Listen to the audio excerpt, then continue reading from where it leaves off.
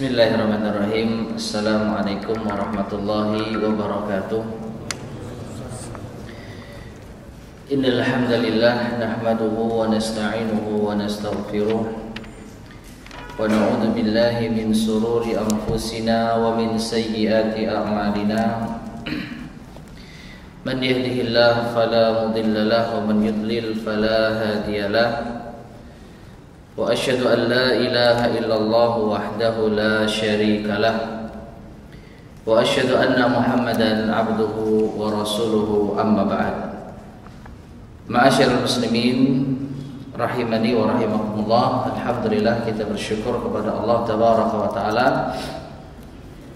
Di petang hari ini Allah kembali mempertemukan kita di majelis yang mulia ini, yaitu majelis al-ilmu, untuk meneruskan kembali kajian kita membahas kitab Tadhkiratus Sami' wal Mutakallim fi Adabil Alim wal Muta'allim yang disusun oleh Al-Imam Ibnu Jama'ah Al-Kinani rahimahullahu ta'ala. Dan kita masih pada pembahasan bab yang kedua, yaitu fi Adabil Alimi fi nafsihi wa mura'ati talibihi wa darsihi. Adab seorang alim, seorang yang berilmu terhadap dirinya sendiri dan menjaga murid-muridnya dan pelajarannya. Bagaimana seorang alim dalam menjaga muridnya dan pelajarannya. Dan di sini kita sampai pada poin yang kelima, yaitu al-khamis, poin yang kelima dari bab kewajiban seorang alim terhadap dirinya sendiri, yaitu an yatanazzaha an dani'il makasibi wa radhiliha tab'an wa an makruhiha 'adatan wa syar'an. Yaitu sepatutnya seorang alim, seorang yang berilmu, dia membersihkan dirinya, menjauhkan dirinya dari kerjaan atau usaha-usaha yang rendah, pekerjaan-pekerjaan yang nampaknya hina, tab'an secara tabiat manusia. Demikian pula dari hal-hal yang dibenci, makruh secara adat kebiasaan maupun secara syariat. Intinya di sini, ma'asyiral muslimin rahimani wa rahimakumullah, seorang yang berilmu sepatutnya dia menjauhkan dirinya dari hal-hal yang menghilangkan muruahnya. Muruah adalah bahasa gampangnya ya kehormatan yang dapat turun ataupun berkurang apabila seseorang melakukan perbuatan-perbuatan tertentu. Bisa jadi dia tidaklah perbuatan yang haram, bukan perbuatan yang terlarang menurut syariat, tetapi menurut penglihatan manusia hal itu tidak pantas. Ya, hal itu tidak pantas, apalagi jika dilakukan oleh seorang yang berilmu. Nah, kemudian beliau di sini mencontohkan beberapa pekerjaan, beberapa profesi yang dipandang dapat menghilangkan muru'ah, dapat menurunkan kehormatan seseorang.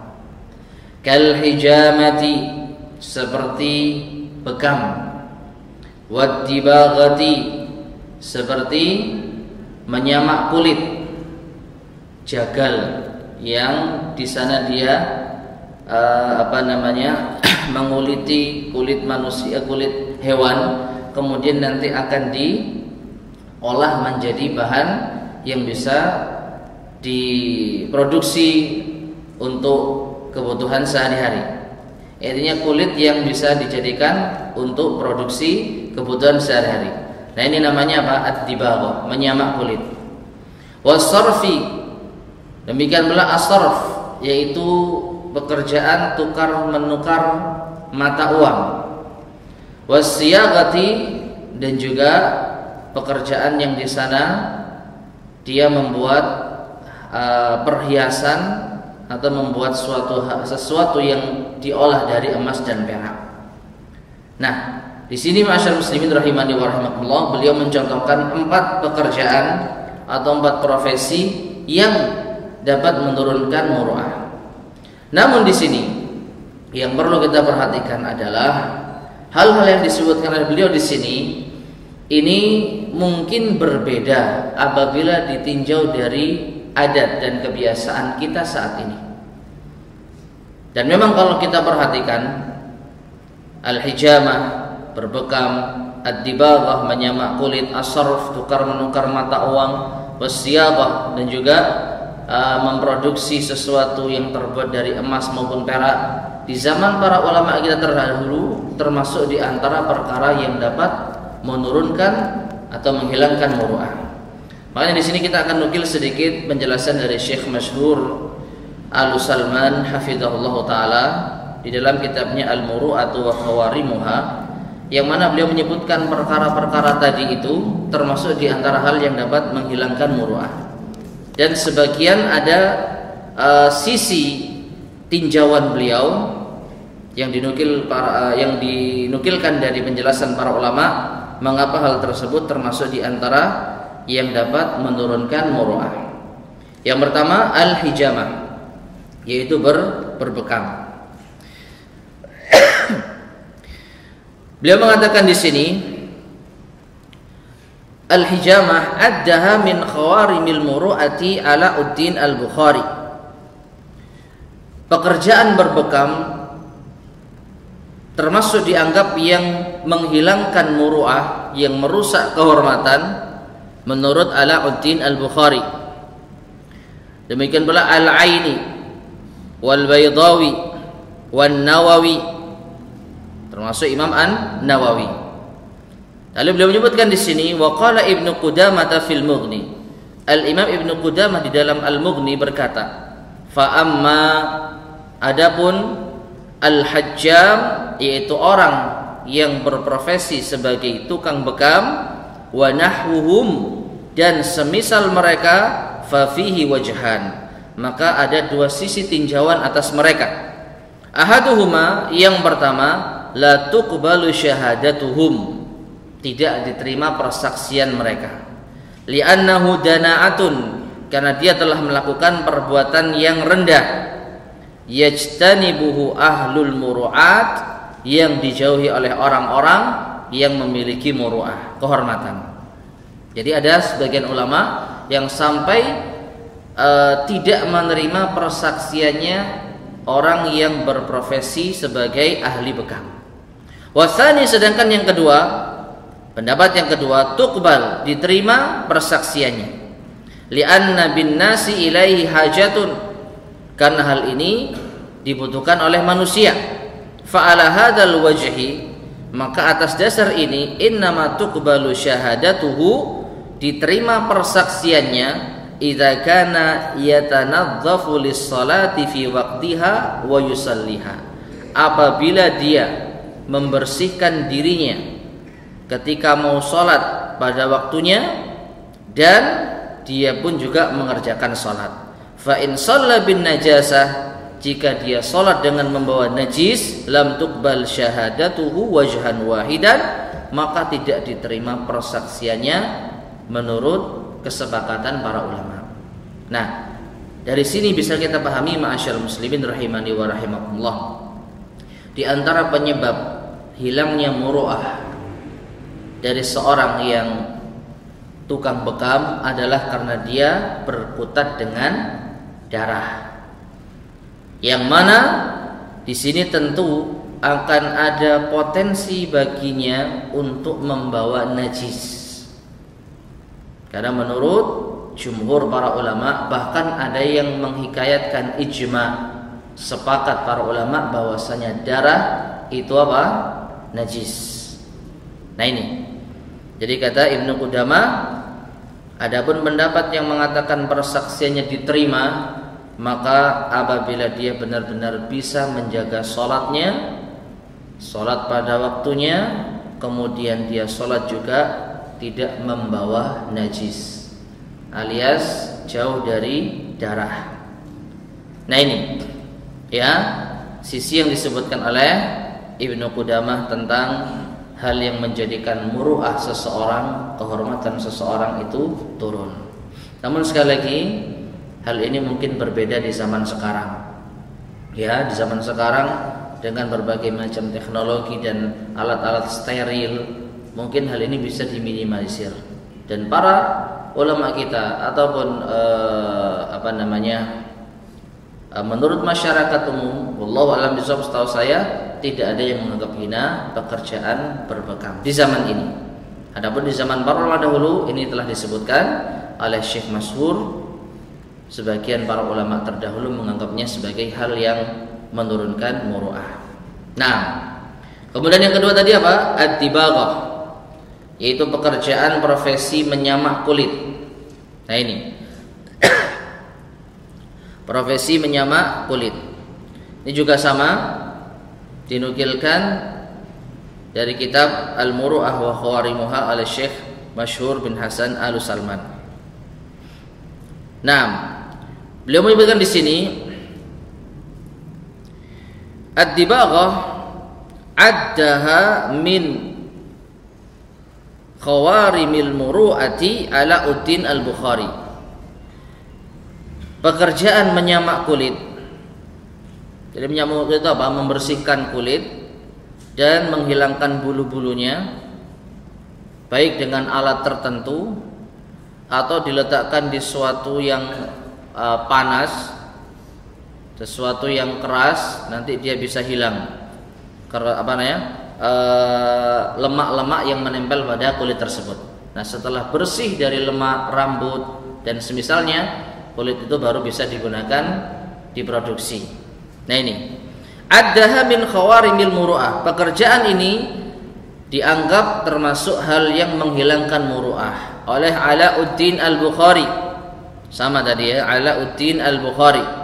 Demikian pula An-Nawawi, termasuk pula Imam An-Nawawi. Ya, wal Baydawi, demikian pula Imam Al-Baydawi. Ya, dan lain sebagainya.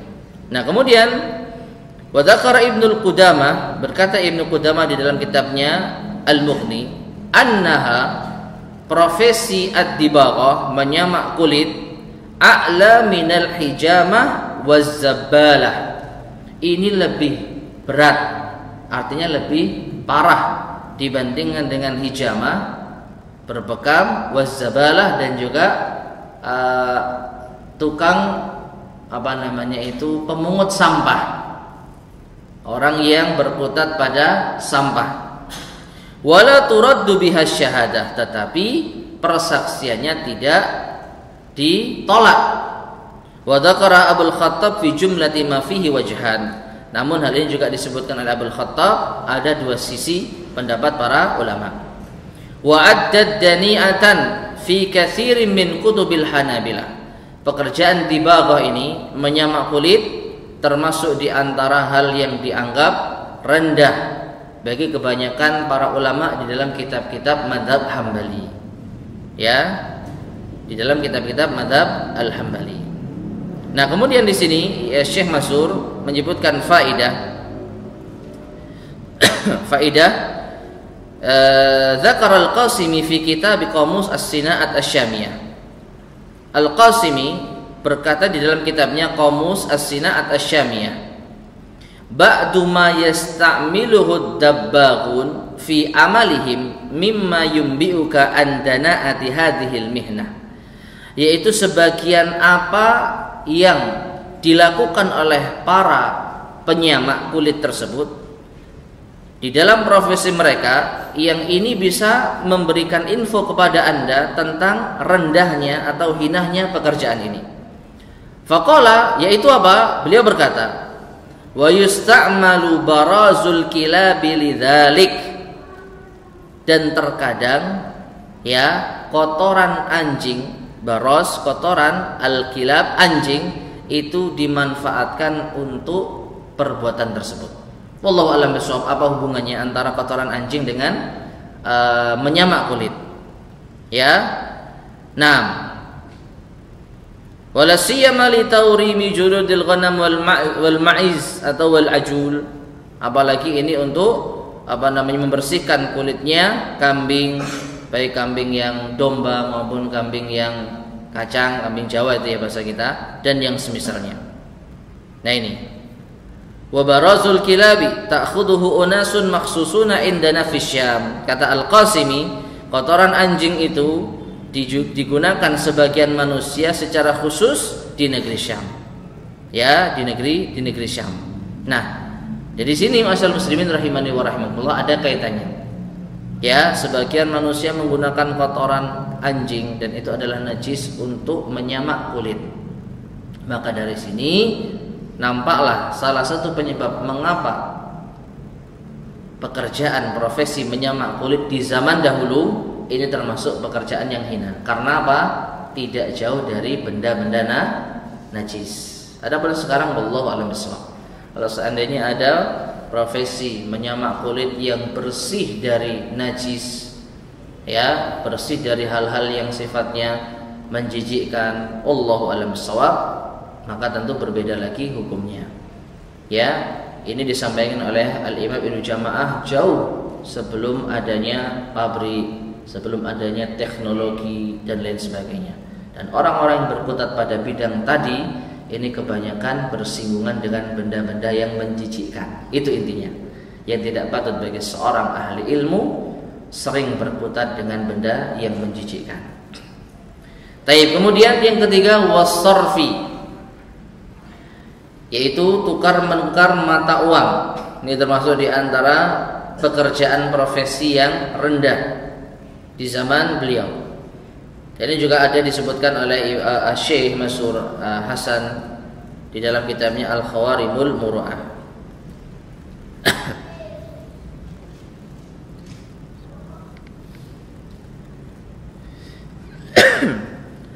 Baik, beliau mengatakan di sini Addaha Ibnu Qudamah fil Mughni minal khawarim. Ibnu Qudamah di dalam kitabnya Al-Mughni menganggap pekerjaan profesi tukar menukar mata uang, ya, tukar menukar emas dan perak, ini termasuk khawarim, hal yang menghilangkan muru'ah. Idza lam yatawaqqa sahibuha ma yakthuru fiha minar riba. Salah satu penyebabnya adalah kebanyakan orang yang berprofesi di sini mau tidak mau dia akan sulit terhindar dari riba. Sulit terhindar dari riba. Nah, ini masuk akal ma'asyar muslimin rahimani wa rahimakumullah.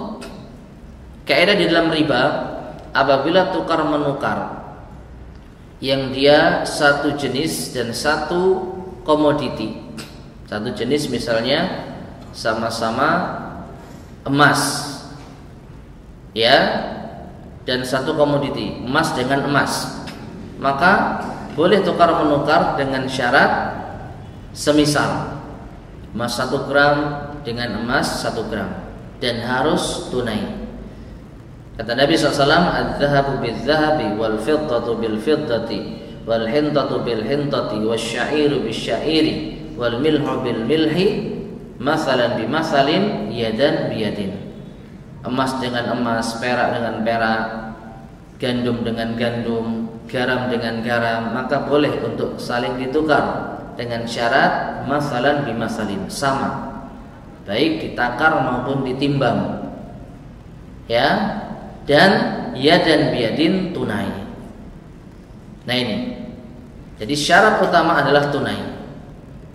Namun apabila berbeda jenisnya, satu komoditi, sama-sama barang ribawi, sama-sama alat tukar, tapi beda, emas dan perak, yang mana kalau di zaman sekarang dikiaskan oleh para ulama kita seperti mata uang, dolar dengan rupiah, rupiah dengan real, real dengan dolar, dolar dengan yen, ringgit dan semisalnya, maka boleh berbeda. Buktinya 1 dolar sekarang berapa rupiah? 15.000. Nah ini 1 banding 15.000. Kalau sama real 1 banding 3.000 sekian. Beda enggak? Jelas beda. Tapi boleh ya dengan syarat yadan biyadin, tunai. Nah, bisa jadi orang yang bekerja dalam urusan tukar menukar uang, ya ini tidak tunai. Contohnya, Mas, saya mau tukar uang, ini $100, tapi tak ambil nanti ya, saya buru-buru sekarang.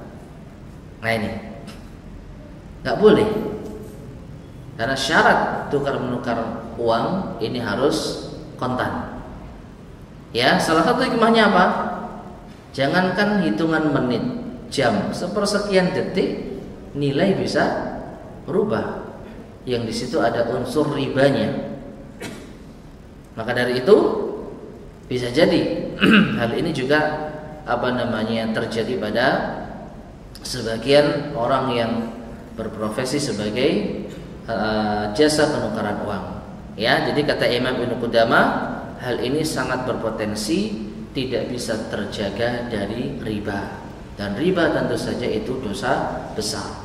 Jadi sekali lagi, meskipun dia tidak melakukan riba, tapi ya namanya pekerjaan ini berpotensi nyerempet riba. Paling enggak seperti itu. Jadi termasuk di antara hal yang rendah. Taib. Dan yang terakhir, as-siyaqah, yaitu as-siyaqah. As-siyaqah itu adalah al-amalu fi adh-dhahabi wal fiddah wa asnafil ma'amil, yaitu produksi emas dan perak dan berbagai macam alat-alat yang bisa untuk dimanfaatkan. Wa taghyiru dzalika min sifatin ila sifatin ala hasabi raghbati talib. Lalu dirubahlah bentuk emas itu dari satu sifat ke sifat yang lainnya sesuai dengan keinginan apa? Keinginan orang yang memintanya. Kalau besi ada tukang pandai besi. Nah ini. Kalau as-siyaqah berarti apa? Tukang bentuk emas, apa namanya? Pengrajin emas. Nah, jadi emas diolah kemudian bisa menjadi cincin, gelang. Nah ini apa? Menurut para ulama di zaman dahulu termasuk hal yang menghilangkan muru'ah. Nah, Syekh Mansur menukilkan dari Ibnul Humam dalam kitabnya At-Tahrir. Addaha minal khawarim Ibnul Humam fit Tahrir. Ya, Ibnul Humam di dalam kitabnya At-Tahrir menganggap sebagai hal yang menghilangkan muru'ah. Wa kada Ibnu Qudamah fil Mughni, demikian pula Ibnu Qudamah di dalam kitabnya Al-Mughni. Alasannya idza lam yatawaqqar riba, sama. Karena hal ini apa? Sangat memungkinkan tidak terhindar dari ar-riba. Li'annahu yaktsuru fiha wa 'addaha minal mihanid dani'ah. Ya. Jadi sekali lagi banyak riba yang beredar di sana dan beliau menganggapnya termasuk di antara profesi yang rendah. Nah, intinya ma'asyarul muslimin rahimani wa rahimakumullah, profesi-profesi tadi yang kita sebutkan di zaman para ulama terdahulu. Ingat, di zaman ulama terdahulu, di zaman Imam Ibnu Jama'ah, termasuk di antara hal yang menghilangkan muru'ah. Namun sekali lagi bisa jadi beda zaman, beda tempat, juga beda penilaian manusia. Wallahu a'lam bishawab. Nah, intinya hal-hal yang dapat menghilangkan dan merendahkan kehormatan tidak sepatutnya dilakukan oleh orang yang menisbatkan dirinya kepada ilmu. Itu intinya.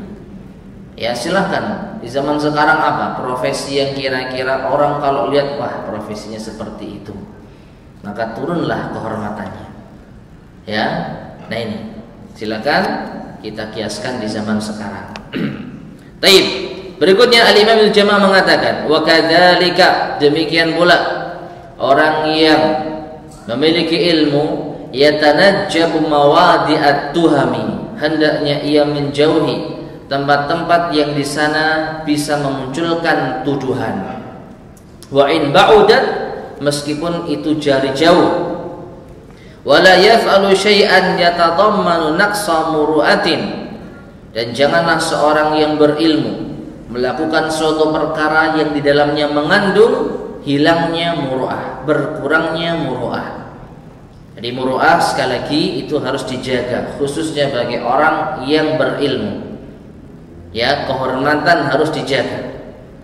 Nah, au ma yustankaru zahiran wa in kana jaizan batinan.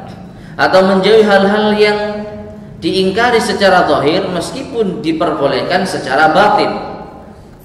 Ya, orang melihatnya ini hal yang mungkar, tapi sebenarnya kalau orang tahu alasannya memaklumi. Nah, ini seharusnya dihindari. Seharusnya dihindari. Fa innahu yu'arridu nafsahu lituhmah, karena orang ini akan menjerumuskan jiwanya sendiri untuk dituduh kalau enggak dijaga. Wa irdahu lil waqi'ah, kehormatannya akan menjadi bahan celaan. Wa yuqi'un nasa fi dhununil makruhah, dan ini membuat manusia memiliki dzan, prasangka-prasangka yang dibenci. Intinya jangan menjadi penyebab manusia suudzon kepada kita. Ya, hal-hal yang dapat mendatangkan potensi manusia suudzon kepada kita jangan kita lakukan. Hindari. Ya, termasuk di antara mungkin kita mengucapkan kalimat-kalimat yang multi tafsir, yang apabila dikehendaki oleh orang yang mengikuti hawa nafsu sesuai dengan hawa nafsunya. Tapi kalau dilihat oleh orang yang berilmu, dia bisa husnudzan.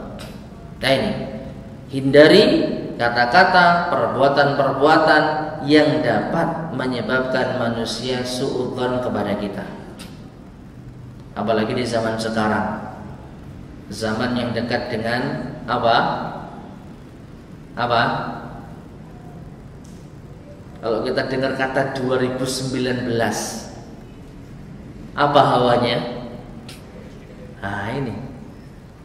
Ya. Banyak kita jumpai 2019 nambah belanja istri, 2019 ganti makanan favorit. Nah, ini. Padahal kata 2019 itu umumnya dipahami perhelatan besar negeri kita, yang di dalamnya tentu kita sudah mengetahui, ya, pasti mau nggak mau akan terjebur dalam urusan apa? Politik. Insya Allah sebagian kita sudah mengetahui bagaimana hakikatnya. Nah, ini, jadi sebisa mungkin kita hindari hal-hal yang menjadi manusia penyebab, menjadi manusia apa? Suudzon kepada kita. Dan subhanallah, masalah ini masalah yang sangat-sangat apa? Rentan, sangat-sangat sensitif. Sampai pun kita nggak ada niatan apapun, ya, hanya sekedar kita pas foto misalnya kita satu atau dua, kan kalau foto kan peace gitu ya, atau satu tandanya tauhid. Nah, ini ternyata dipahami, loh kamu memihak paslon nomor 1, memihak paslon nomor 2. Subhanallah, nggak ada kaitannya. Orang foto ya umumnya ya begini, kalau nggak begini, kalau begini jarang, ya. Nah, ini, jadi ini nggak ada kaitannya. Tapi ini zaman fitnah. Sepatutnya bagi seorang yang berilmu hindari hal-hal yang dapat membuat kita berpecah belah. Dalam artian kita bermusuhan, kita membela tokoh yang ini dan kita merendahkan tokoh yang lainnya. Terlepas dari masalah hukum mengikuti, memilih calon, maka tidak perlulah kita larut di dalam kampanye dan yang semisalnya. Hindari konflik-konflik yang dapat menyebabkan kita jatuh muruahnya. Ya, nah ini. Jadi meskipun kita mungkin tahu alasannya, tapi hal ini apabila diketahui oleh orang tidak patut. Taib. Kemudian wa yuqi'un nasa fi dhununil makruhati wa ta'simil waqi'ah.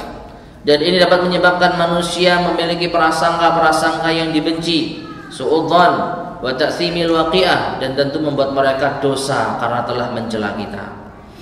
Fa in ittafaqa wuqu'u syai'in min dzalika minhu li hajatin, namun apabila ittafaqa, kebetulan, wuqu'u syai'in min dzalik, terjadi hal yang seperti itu, mau tidak mau, nggak sengaja, minhu li hajatin, apalagi karena ada hajat, au nahwiha, atau yang semisalnya, akhbara man syahadahu bi hukmihi wa bi uzrihi wa maqsudihi, maka tolong sampaikan kepada orang yang melihatnya tentang hukumnya dan tentang uzurnya dan maksud tujuannya, kaila ya'thama bisababihi, agar dia tidak berdosa atas sebab tersebut, aw yanfara anhu, atau dia justru akan lari dari kita. Katanya Ustadz tapi kok begitu. Nah ini, padahal kita tidak sedang melakukan hal yang mungkar, cuman kebetulan yang dia lihat dari satu sisi saja. Ya, maka sebelum orang itu pergi kita jelaskan, fulan sebentar, mungkin kamu lihat saya begini dan begitu. Ya, maka sebenarnya begini keadaannya. Nah ini, agar dia tidak larut di dalam apa prasangka. Nah, dan agar dia tidak mencela kita, dan agar dia tidak lari dari kita. Fala yantafi bi ilmi, kalau dia sudah antipati dengan kita gara-gara suudzannya, maka tentu orang tersebut tidak akan diambil ilmunya. Wal yastafida dzalikal jahilu bih, dan orang yang bodoh akan mengambil momen, memanfaatkan. Nah ini lihat itu, Ustadz Fulan sudah dijauhi sama murid-muridnya, padahal ada hal yang perlu diluruskan. Nah, walidzalik, dasar dari ini semua adalah hadis Nabi sallallahu alaihi wasallam. Perhatikan. Oleh karenanya, qala an-nabiy sallallahu alaihi wasallam lirrajulaini, Nabi sallallahu alaihi wasallam berkata kepada dua orang, lamma ra'ayahu yutahaddatsu ma'a Safiyata fawallaya. Ketika itu Nabi melihat ada dua orang laki-laki yang sedang melihat beliau dan Safiyah, salah satu istri Nabi sallallahu alaihi wasallam. Lalu setelah itu mereka berdua apa? Menyingkir. Jadi begitu lihat Nabi sama akhwat, padahal itu siapa? Safiyah. Mereka langsung berlalu. Maka Nabi sallallahu alaihi wasallam panggil, ala rislikuma. Sebentar, tunggu. Pelan-pelan. Innaha Safiyah, sesungguhnya dia adalah Safiyah. Apa yang diambil pelajaran di sini? Agar dua orang tadi tidak menyangka yang bukan-bukan. Ya, maka Nabi jelaskan sebelum mereka bertanya. Dan di sini Nabi tentu paham mengapa mereka menyingkir. Bisa jadi mereka suudzon sama Nabi SAW, berprasangka buruk pada Nabi SAW, atau mereka tidak ingin melihat Nabi melakukan suatu keburukan, agar mereka tidak menjadi saksi suatu keburukan. Tapi ternyata Nabi tidak melakukan keburukan, karena akhwat yang dilihat tadi adalah istrinya. Ya, ala rislikuma, pelan-pelan kalian berdua. Innaha Safiyah, ini itu istriku Safiyah, bukan siapa-siapa. Tsumma qala, kemudian Nabi sallallahu alaihi wasallam bersabda, inna syaitana yajri min ibni Adam majrad dam. Ya, itu min, itu bukan man. Sesungguhnya syaitan itu mengalir, berjalan di dalam tubuhnya anak Adam seperti aliran darah. Fakhiftu an yuqdhafa fi qulubikuma syai'an. Maka aku khawatir, kata Nabi SAW, telah dicampakkan di dalam hati kalian berdua sesuatu dari setan tersebut. Telah masuk, ya, telah menjalar di dalam hati kalian berdua sesuatu tersebut. Yaitu apa? Bisikan setan. Itu Nabi sama akhwat ngapain itu? Nah ini, Nabi khawatir ada prasangka seperti itu, yang dengannya fatuhlika, maka kalian pun binasa. Fatahlika, maka kalian pun menjadi binasa. Nah di sini ma'asyarul muslimin rahimani wa rahimakumullah, sekali lagi pentingnya orang yang berilmu membentengi dirinya dari perkara-perkara yang bisa menjadikan manusia suudzon, berprasangka buruk, meskipun itu perbuatan yang haram. Dan kalau kita perhatikan, seandainya Nabi SAW membiarkan mereka berdua suudzon, Kira-kira siapa yang berdosa? Apakah Nabi berdosa? Tidak. Nabi tidak berkuasa untuk membuat manusia tidak suudzon kepada beliau. Tapi mengapa? Mengapa Nabi Shallallahu Alaihi Wasallam memanggil mereka berdua? Demi agar selamat semua. Nabi selamat dari tuduhan, dari suudzon, mereka selamat dari apa? Dosa. Alangkah indahnya kalau kita berpikiran seperti itu. Biar orang tidak suudzon, sudahlah saya tinggalkan hal seperti ini. Biar orang nggak suudzon, saya ngalah sajalah. Saya nggak usah ikut itu. Meskipun itu perbuatan yang halal, perbuatan yang boleh. Nah ini seorang dai harus berpikir seperti itu. Seorang yang berilmu harus berpikir seperti itu. Oleh karenanya masyaallah muslimin rahimani wa rahimakumullah, sebenarnya ada satu kisah yang menakjubkan yang terjadi pada para ulama salaf terdahulu.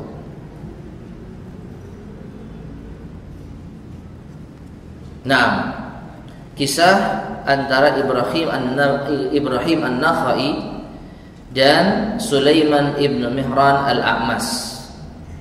Dua orang ulama besar, Ibrahim An-Nakhai At-Tabi'i, seorang tabi'in, dan Sulaiman ibn Mihran Al-A'mas, muridnya.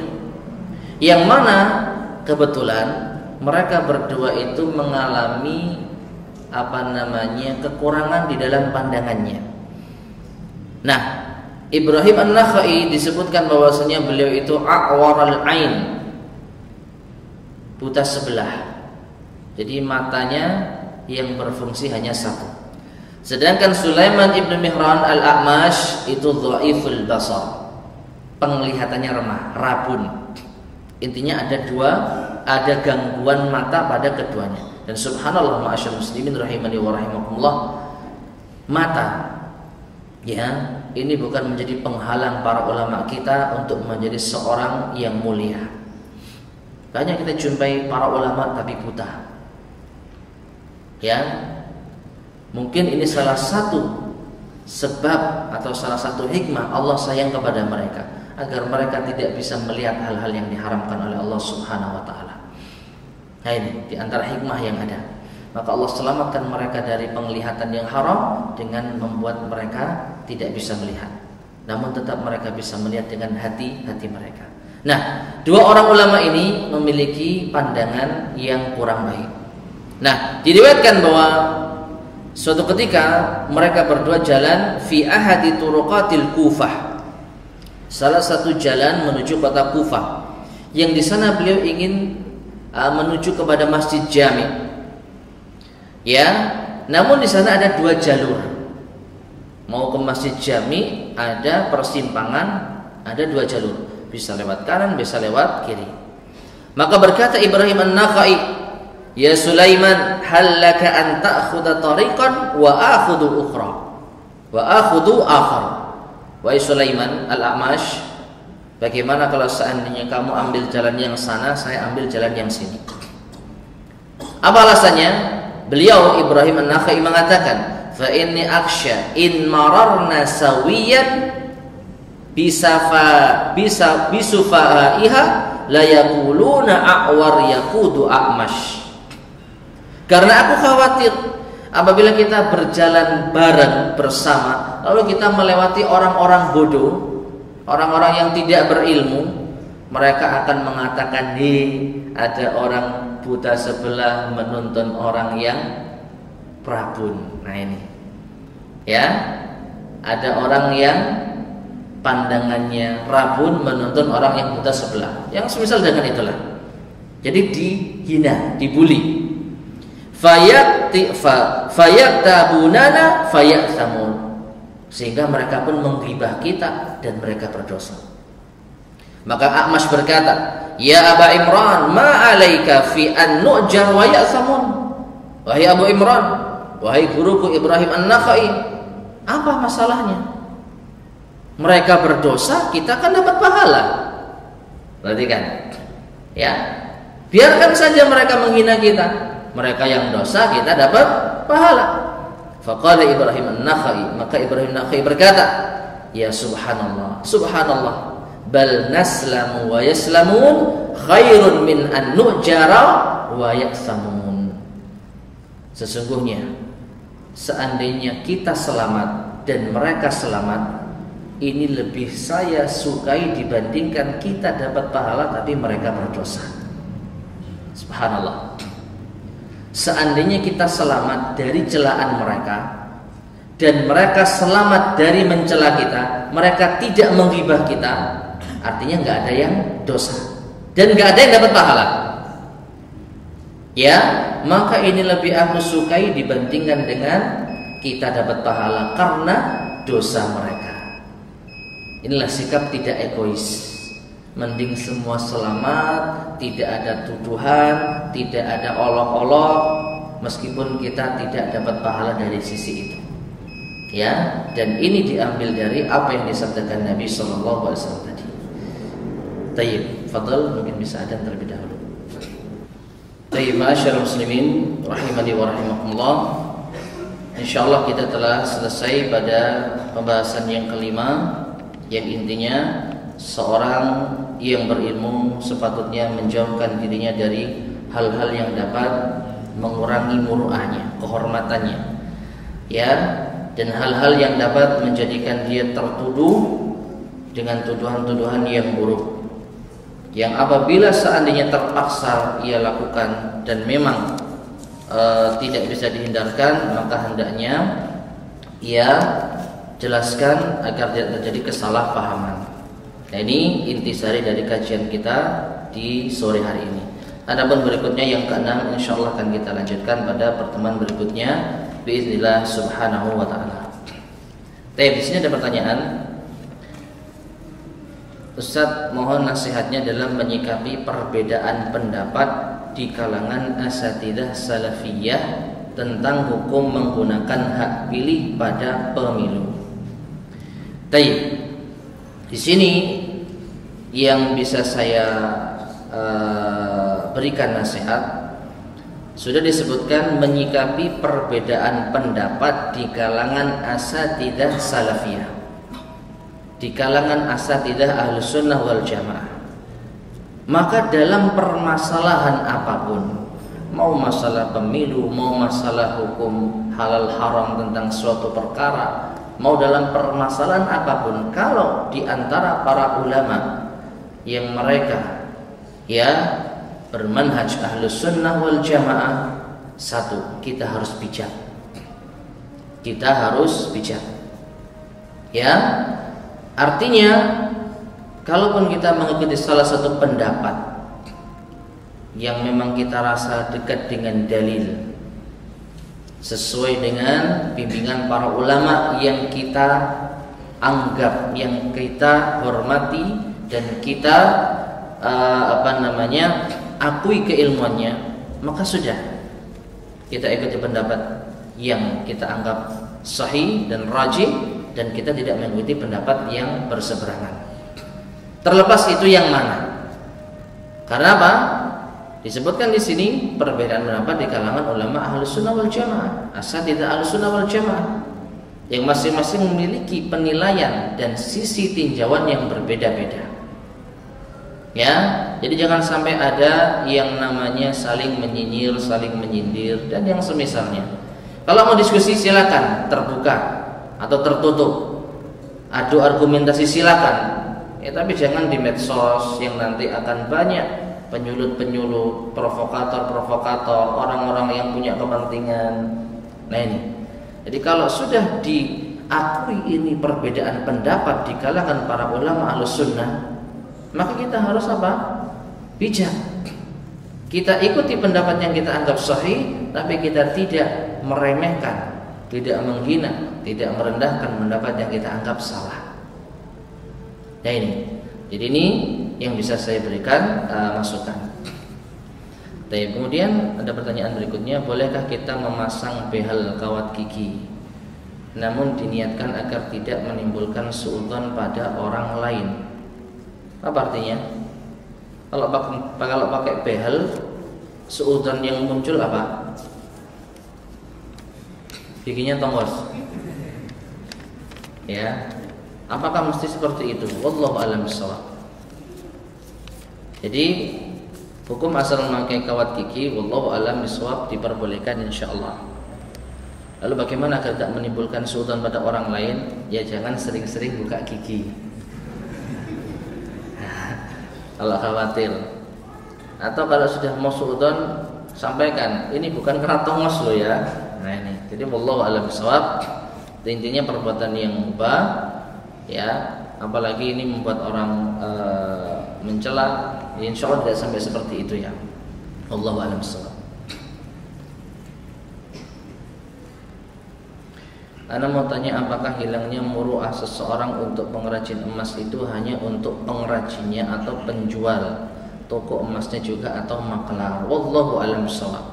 Tadi yang saya sampaikan di zaman para ulama terdahulu, pengrajin itu yang sudah saya ketahui. Adapun penjualnya tidak dibahas, atau mungkin saya yang tidak melihat contoh-contoh yang lainnya. Jadi wallahu a'lam bishawab, yang tadi disebutkan adalah pengrajinnya. Dan itu pun di zaman para ulama terdahulu. Sekarang wallahu a'lam bisa jadi berbeda. Baik, ini ada pertanyaan pakai bahasa Arab ini. Bismillahirrahmanirrahim. Barakallahu fiik Ustaz. Min fadlik, man imamul jarhi wat ta'dil min kibaril asatidati fi Surabaya. Faba'du sanadhabu wa nas'al ilaihi anil jarhi wat ta'dil ala du'at fi Surabaya. Jazakallahu khairan katsiran. Ada yang paham soalnya? Allah alam bisawab. Naqul hadha su'ala yanbaghi an yutrah ilayya. Ya, soal ini tidak pantas ditanyakan ke saya. Banyak para asatidah salafin di Surabaya yang lebih senior. Ada Al-Ustaz Mubarak, Pak Mu'alim. Ya, di Gresik ada Al-Ustaz Al-Rafiq. Mereka tanya kepada mereka. Mereka ulama-ulama, ustaz-ustaz yang sudah sepuh. Ya, kata Nabi SAW, al-barakatu ma'a akabirikum. Berkah itu ada pada kibar-kibar kalian, para pembesar-pembesar kalian. Jadi saya ditanya seperti ini, ya saya tidak tahu siapalah saya, kan gitu ya. Jadi wallahu a'lam bishawab, tanyakan kepada ustadz yang lebih berilmu, matang di dalam ilmu, amal, dakwah dan manhaj. Ya, wallahu a'lam bishawab. Taib, ada lagi yang tanyakan? Cukup ya.